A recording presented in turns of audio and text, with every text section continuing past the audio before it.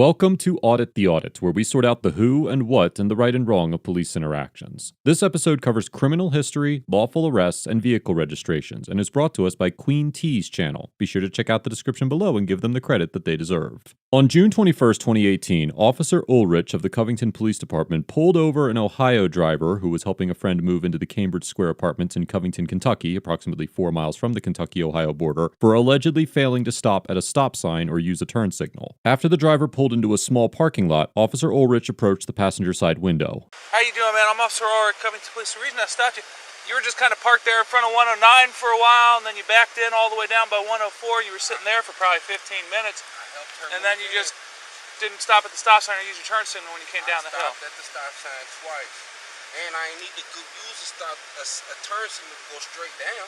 Well, you turned left. I didn't turn. Okay. Do you have your license on you, sir? Yes, sir.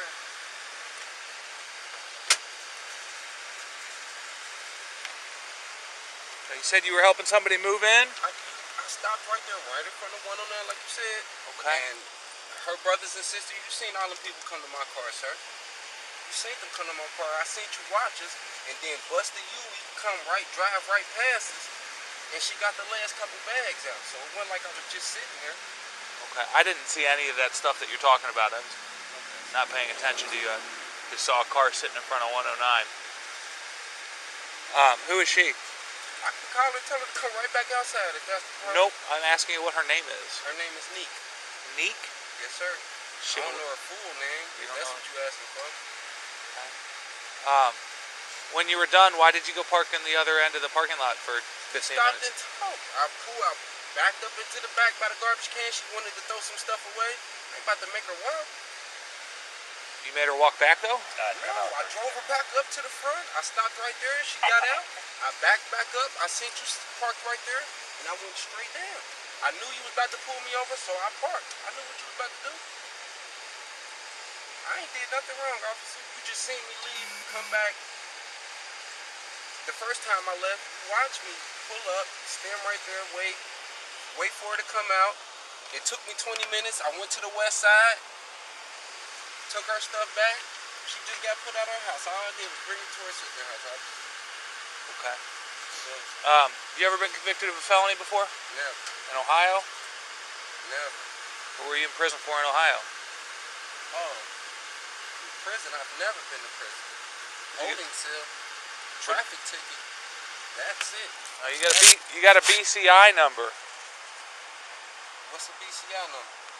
It's a number they give you when you go to prison in Ohio. Officer Ulrich informs the driver that he has a BCI number, which indicates that he has been previously arrested, and questions him about his criminal history. BCI stands for the Bureau of Criminal Investigation of the Ohio Attorney General's Office, which serves as the central repository for all criminal records for the state. The BCI also maintains fingerprints, palm prints, photographs, and other information related to arrests within the state. The U.S. Supreme Court held in the 2015 case of Rodriguez versus United States that because traffic stops are especially fraught with danger to police officers, they may take negligibly burdensome precautions, including criminal record and outstanding warrant checks, to complete the mission of the traffic stop safely. Based on this decision, some courts have determined that police officers are also permitted to ask drivers questions about their criminal history. For example, in the 2017 case of United States versus Cone, the Federal 10th Circuit Court of Appeals concluded that, quote, if running a computer check of a driver's criminal history is justifiable as a negligibly burdensome inquiry useful for officer safety, we fail to see how asking the driver about that history could be unreasonable under the Fourth Amendment. A driver's answer may not be as reliable as a computer check, but the time involved is much shorter. And just allowing the officer to ask the question may provide important clues pertaining to safety, such as nervous or evasive responses. The Supreme Court also determined in the 2009 case of Arizona versus Johnson that, quote, an officer's inquiries into matters unrelated to the justification of the traffic stop do not convert the encounter into something other than a lawful seizure, so long as the inquiries do not measurably extend the stop's duration. In interpreting how long a traffic stop could be extended for questioning, the Sixth Circuit Court of Appeals, which includes Kentucky in its jurisdiction, determined in the 2010 case of U.S. versus Everett that, quote, because the touchstone of any Fourth Amendment analysis is reasonableness, we must conduct a fact-bound, context-dependent inquiry in each case. The proper inquiry is whether the totality of the circumstances surrounding the stop indicates that the duration of the stop as a whole, including any prolongation due to suspicionless, unrelated questioning, was reasonable. Therefore, a court would likely find that Officer Ulrich was permitted to ask questions about the driver's criminal history as long as it concluded that the questioning did not unreasonably extend the traffic stop under the totality of the circumstances. Never been to prison, sir. I've been to the holding cell. The only arrest you've ever had is for traffic? Traffic tickets. I got a couple other gambling tickets, all paid off. I recently just got a traffic ticket paid off. Seatbelt. I've never been to prison, ever. You haven't been arrested for anything besides traffic and gambling? Sir, you can look me up. I did. Then what's the problem? That's why I'm asking you for your explanation of your other arrests. I don't see why I need an explanation. I just told you what's on there. To my knowledge, if I forgot something, I forgot.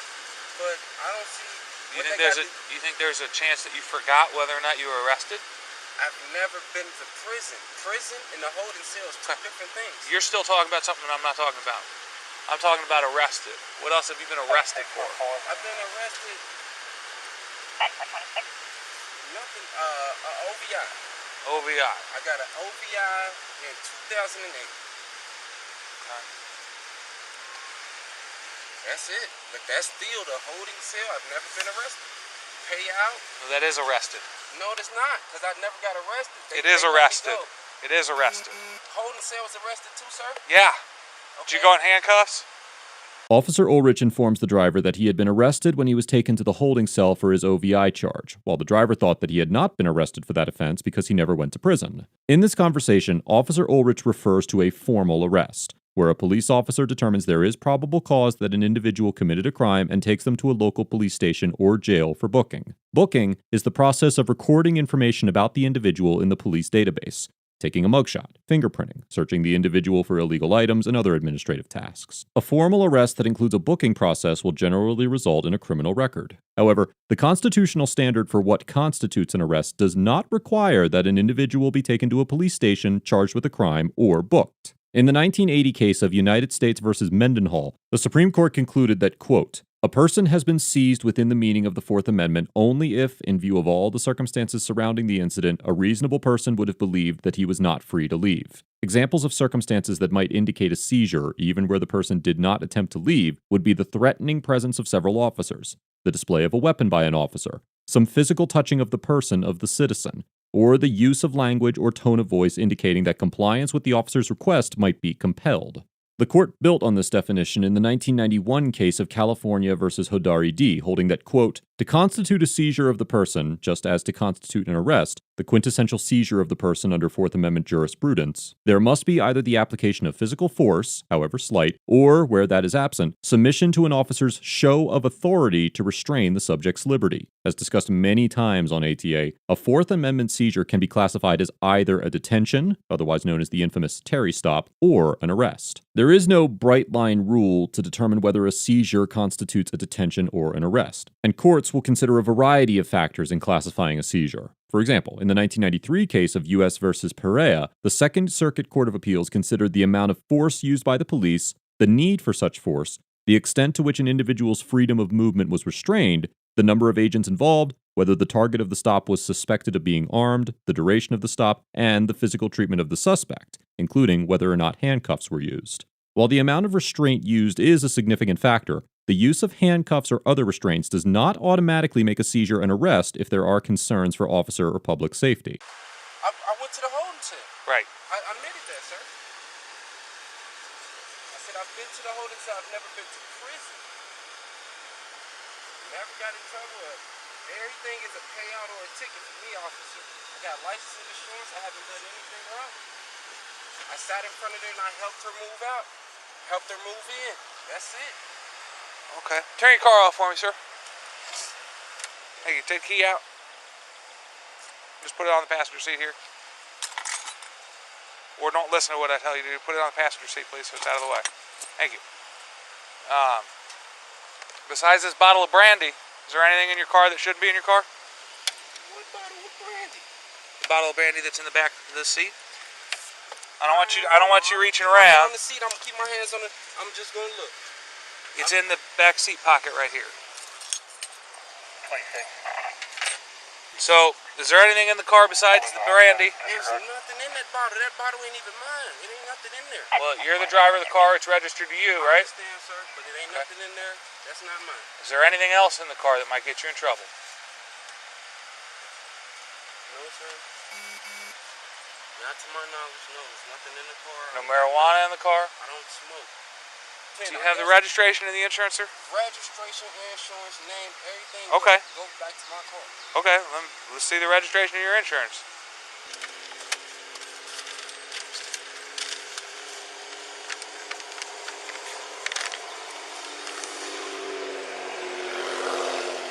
All right, and your registration, sir?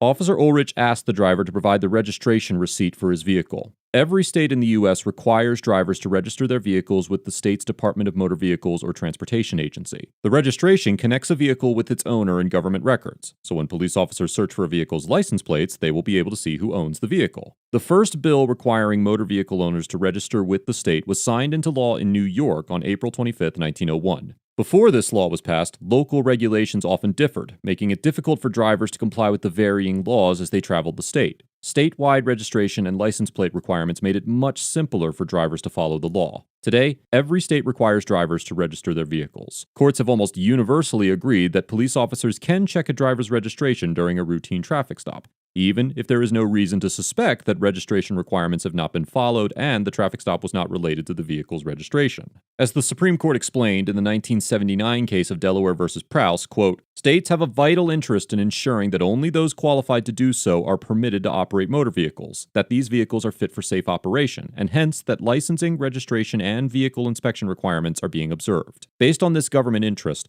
the Prowse court concluded that, quote, "The foremost method of enforcing traffic and vehicle safety regulations is acting upon observed violations. Vehicle stops for traffic violations occur countless times each day, and on these occasions, licenses and registration papers are subject to inspection, and drivers without them will be ascertained. Therefore, police officers such as Officer Ulrich are constitutionally permitted to review a driver's vehicle registration as part of a routine traffic stop." What's the registration you need? Well, that's the insurance. I need your registration receipt. The receipt? The registration, it's the document that when it gets in the mail, it says keep this in your glove box. That document. I probably got that in my other car, so. But that ain't in this car. So you don't have that? I have registration. It's probably not in this car, but I do have registration, officer. Okay. All right, sit tight here for me for just a couple minutes. Okay, it's secure. We'll be standing by.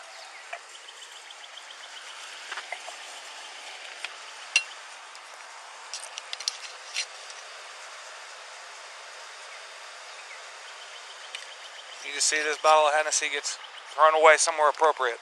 I'm gonna throw it away up there, because I ain't did nothing, man. After requesting that the driver dispose of the Hennessy bottle, Officer Ulrich informed him that he was free to leave the property. The driver attempted to exit his vehicle, presumably to return to his friend's apartment, but Officer Ulrich told him that he could not park there and needed to leave because it was private property. The driver got back in his vehicle and drove away. It is unclear whether a complaint was filed or an investigation was conducted regarding this incident, or if the driver intends to pursue legal action. On June 3, 2020, a Covington PD officer named Douglas Ulrich published an op-ed sharing his support for both the protesters and the police in the wake of George Floyd's death.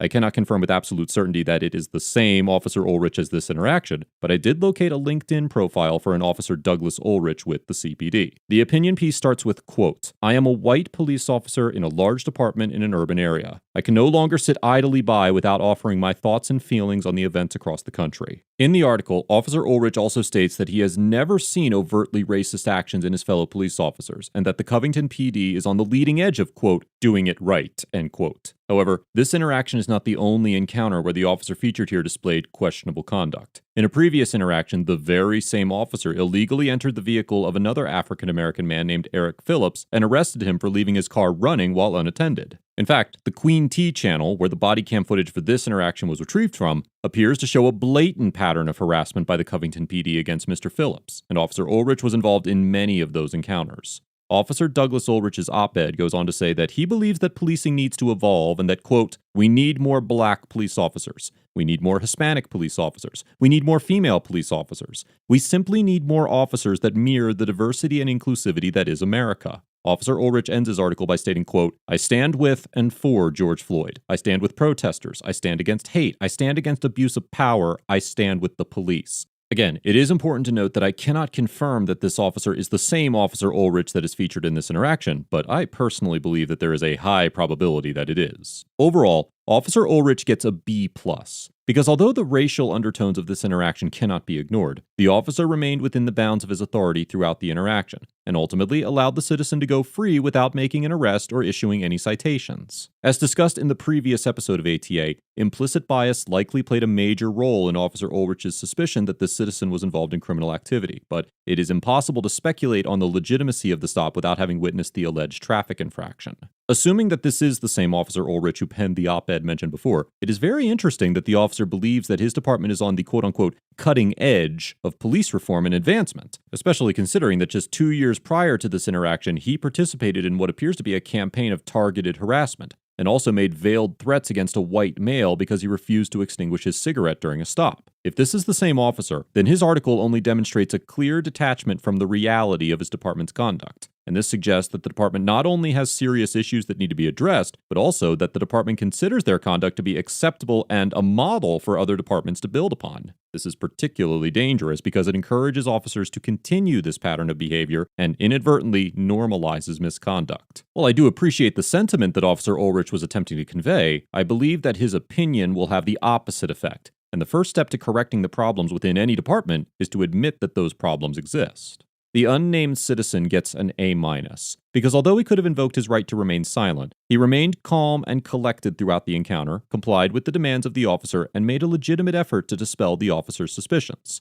It is clear that the citizen was not engaged in any overtly criminal activity, and it is very plausible that the liquor bottle that was found in his vehicle actually belonged to the woman that he was helping move. This idea is further legitimized by Officer Ulrich's reluctance to perform any field sobriety tests. The citizen behaved as well as anyone who was stopped by the police should, and his passive demeanor and poised responses served him well during this encounter. I commend the citizen for remaining calm, but I would also encourage him to gain a deeper understanding of the right to silence and the concept of an arrest. Let us know if there is an interaction or legal topic you would like us to discuss in the comments below. Thank you for watching, and don't forget to check out the ATA Patreon page for more police interaction content.